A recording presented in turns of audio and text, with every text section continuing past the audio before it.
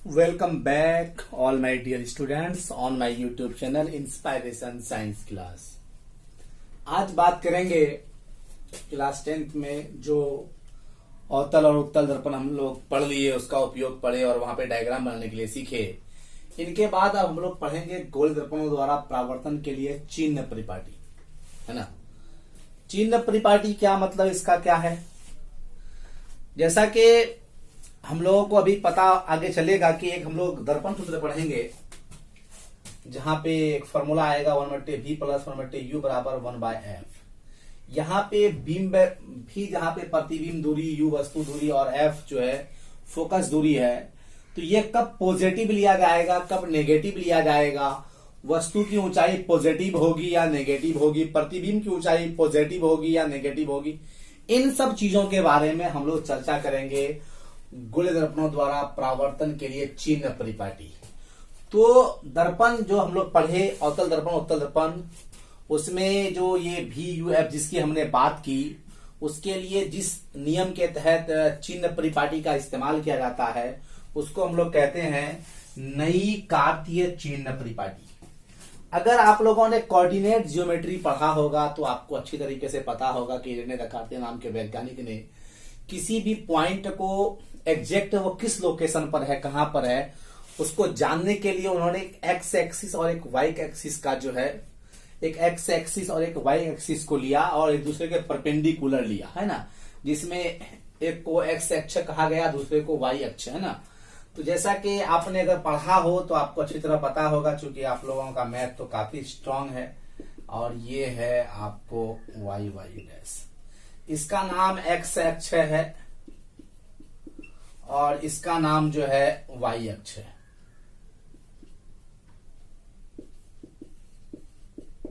ना। अच्छी तरह आप जानते हैं ये जो है 4 भाग में बटा हुआ है ना, जिसको क्वाड्रेंट कहते हैं, उसमें नहीं जाना है। तो फिलहाल तो आपको ये पता होना चाहिए कि ये जो अक्ष है ये वाई अक्ष का काम कर रहा है और ये एक्स अक्ष का काम कर रहा है। तो यहां पर भी आपको जो आपका मुख्य अक्ष था, अगर आपने दर्पण पढ़ा हो, गोलीय दर्पण पढ़ा हो, तो आपने उस चीज को जाना होगा कि ये आपका दर्पण है और ये आपका मुख्य अक्ष है। तो यहां आपको मुख्य अक्ष को, जो मुख्य अक्ष है, आपको उसको एक्स अक्ष मानना होगा, है ना। तो ये आपका क्या हो गया, एक्स अक्ष, जो कि मुख्य अक्ष था जी। और ये जो आपका दर्पण है, अगर इसको लगभग आप वाई अक्ष के अकॉर्डिंग ले लो तो आप समझ जाओ कि लगभग ये M और N किसका काम कर रहा है, एक वाई अक्ष के रूप में काम कर रहा है। अब यहां पर कुछ रूल है। वस्तु को आप चाहे अवतल दर्पण हो, हालांकि दर्पण यहां ये अवतल है ना, उत्तल में भी हम ऐसा कर सकते हैं।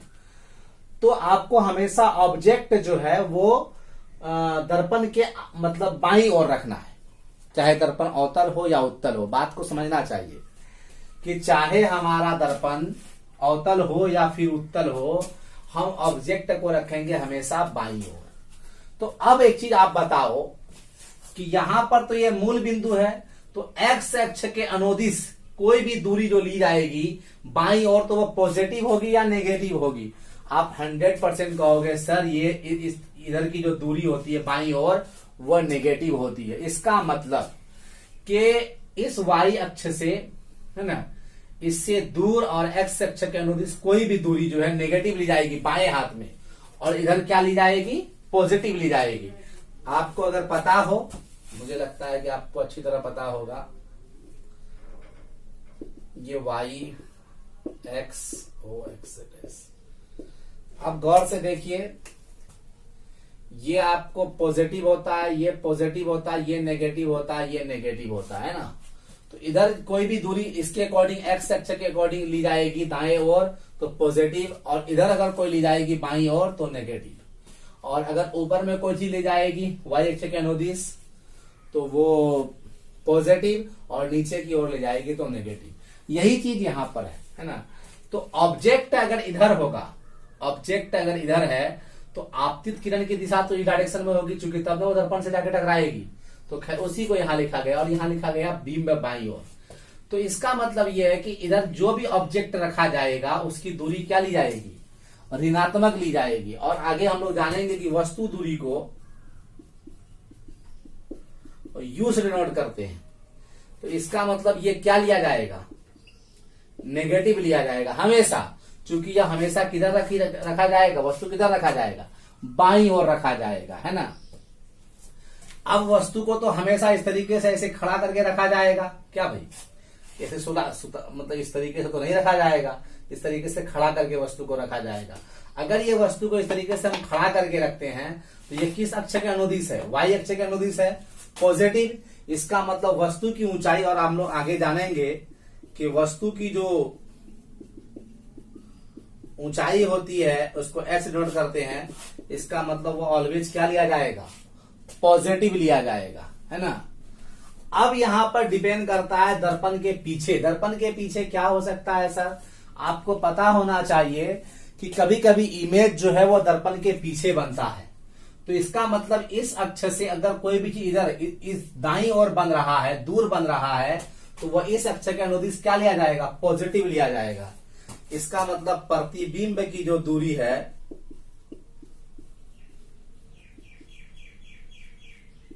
ना, वो क्या लिया जाएगा, पॉजिटिव लिया जाएगा। कब, जब वह दर्पण के पीछे हो, जब दर्पण के पीछे हो। इसके बाद अगर से प्रतिबिंब जब इधर बनेगा तो प्रतिबिंब की कुछ अपनी ऊंचाई भी होगी इधर, काल्पनिक जिसको हम कह सकते हैं, तो काल्पनिक प्रतिबिंब इधर पॉजिटिव हो जाएगा उसकी दूरी, और उसकी जो प्रतिबिंब की ऊंचाई, चूंकि सीधा प्रतिबिंब बनेगा, है ना, काल्पनिक प्रतिबिंब सदैव सीधा होता है, तो इसका मतलब ये भी पॉजिटिव होगा, यानी कि हम लोग उसको प्रतिबिंब की ऊंचाई को बोलते हैं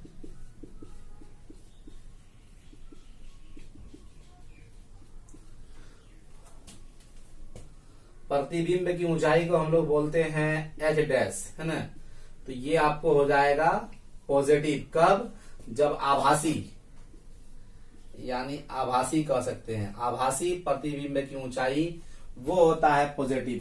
लेकिन हमको ये पता है कि अवतल दर्पण में हमेशा जो है इमेज उल्टा बनता है, तो उल्टा बनेगा तो ये नीचे होगा, इस तरीके से होगा, आपने देखा भी होगा, सब मुख्य अक्ष से नीचे बनता है।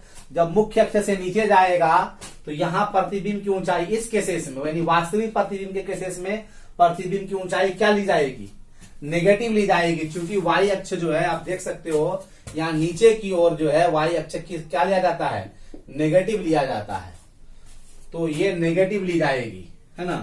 तो वो आप समझो, अगर से प्रतिबिंब इधर ही बनेगा, मतलब इसी ओर बनेगा, तो इधर से इसकी दूरी क्या ली जाती है, नेगेटिव ली जाती है। तो इसका मतलब वास्तविक प्रतिबिंब ही दर्पण की आगे बनता है और काल्पनिक प्रतिबिंब दर्पण के पीछे तो मोटा मोटी आपको यह समझना है कि कोई भी अगर मतलब कि इस अक्ष से जो ऊपर की ओर होगा वो पॉजिटिव होगा, जो नीचे की ओर होगा वो नेगेटिव होगा, और जो दाईं ओर होगा वो पॉजिटिव होगा, और जो बाईं ओर होगा वो नेगेटिव होगा।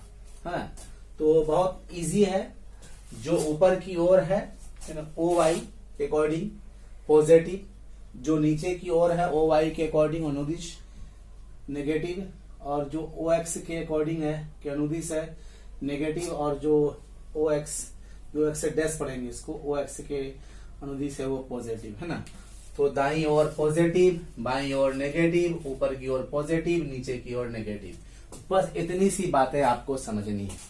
तो आइए अब जानते हैं अवतल दर्पण में चिन्ह परिपाटी और उत्तल दर्पण में चिन्ह परिपाटी। हम लोगों ने सिर्फ एक कॉमन लिया था गोले दर्पण, अब हम लोग इंडिविजुअली समझेंगे अवतल दर्पण और उत्तल दर्पण में चिन्ह परिपाटी कैसे लिया जाता है। बहुत इजी, आइए देखते हैं। जैसे ये आपका एक अवतल दर्पण है ना।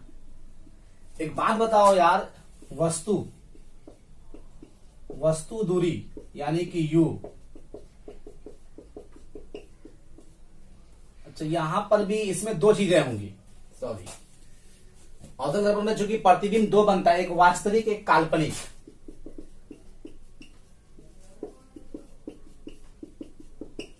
वास्तविक प्रतिबिंब के लिए और दूसरा हम लोग जानेंगे काल्पनिक प्रतिबिंब के लिए ना। तो वास्तविक प्रतिबिंब जो है, जैसे ये दर्पण है, तो तो वास्तविक प्रतिबिंब तो हमेशा दर्पण के आगे बनता है, इस चीज को हमें समझना चाहिए। अच्छा एक बात बताओ यार, तो यू मतलब होता है वस्तु दूरी, तो आप तो हमेशा वस्तु को इधर रखोगे, तो जब वस्तु को बाईं ओर रखोगे तो एक्स अक्ष के अनुदिश उस दूरी को मापोगे तो वह क्या होगा, नेगेटिव होगा। तो इसका मतलब यह होता है कि वस्तु दूरी हमेशा नेगेटिव ली जाती है। क्यों? क्योंकि हमेशा वस्तु जो है दर्पण के जो है बाईं ओर होता है। इसके बाद रहा सवाल एफ, फोकस दूरी, है ना। तो फोकस दूरी क्या होगा, आपको पता होना चाहिए कि अवतल दर्पण की फोकस दूरी उसके आगे होती है। अगर आपने मुख्य फोकस अवतल का पढ़ा होगा तो वहां आपको पता होगा। तो इसका मतलब ये भी नेगेटिव होगा, इधर जितनी दूरी होगी सब नेगेटिव होगी। इसके अलावा आपके पास आता है भी, हमने कहा अभी वास्तविक प्रतिबिंब, तो वास्तविक प्रतिबिंब दर्पण के हमेशा आगे बनता है, तो ये भी नेगेटिव होगा। जहां तक रहा सवाल हमारे पास यू भी हो गया, भी भी हो गया, एफ भी। अच्छा एक आर होता है, आर आप जानते होंगे वक्रता त्रिज्या, है ना। तो वो इधर क्या लिया जाएगा, ये आगे है तो ये भी नेगेटिव ली जाएगी।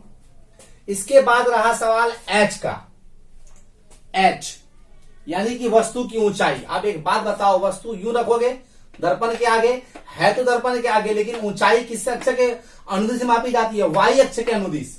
ये सवाल अगर आ जाए कि वस्तु की ऊंचाई जो है वो किसके अनुदिश, तो वाई अक्ष के अनुदिश, तो ये ऊपर में क्या पॉजिटिव होता है, तो वस्तु की ऊंचाई आपको हमेशा पॉजिटिव होगी, चाहे वो किसी भी तरह का दर्पण हो, चाहे कोई भी तरह का प्रतिबिंब हो।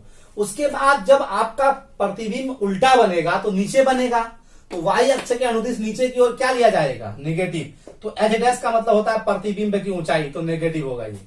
तो आप एक मोटा मोटी आप ये समझो कि वास्तविक प्रतिबिंब के केसेस में हर एक चीज नेगेटिव होता है, सिर्फ वस्तु की ऊंचाई को छोड़ करके। जी इतनी सी बात को समझना है यार।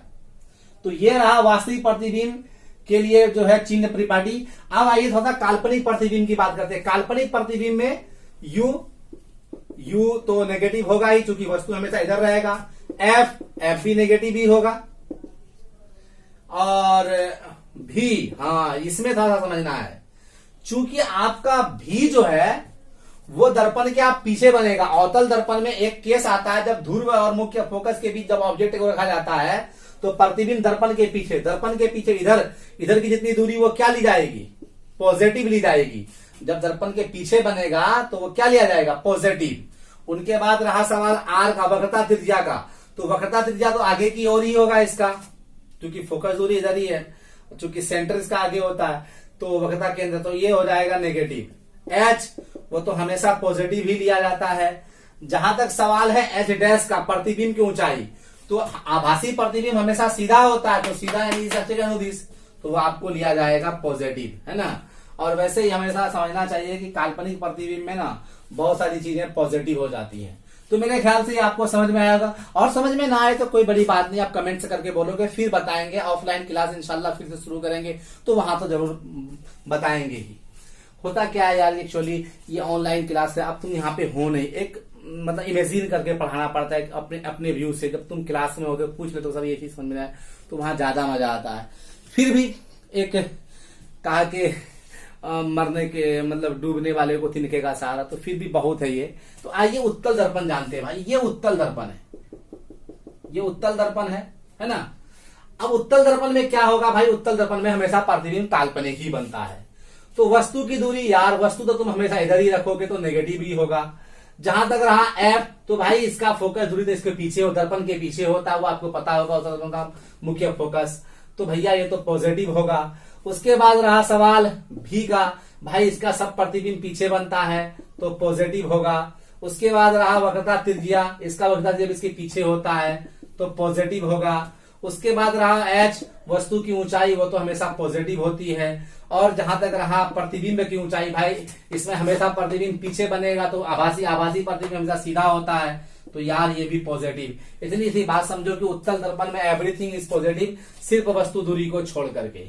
अवतल दर्पण में थोड़ी सी प्रॉब्लम होती है, तो अवतल दर्पण को एक बार गौर से मतलब समझोगे कि अगर इधर है वस्तु इधर है भाई तो नेगेटिव, वस्तु खड़ा है यूं तो वस्तु की ऊंचाई पॉजिटिव, अगर प्रतिबिंब नीचे की उल्टा बनेगा तो नेगेटिव। उनके बाद जो है कि आपका प्रतिबिंब आगे बना तो नेगेटिव और फोकस दूरी नेगेटिव, पीछे बनेगा तो प्रतिबिंब की दूरी जो है पॉजिटिव हो जाएगी और प्रतिबिंब की ऊंचाई वो भी पॉजिटिव हो जाएगी।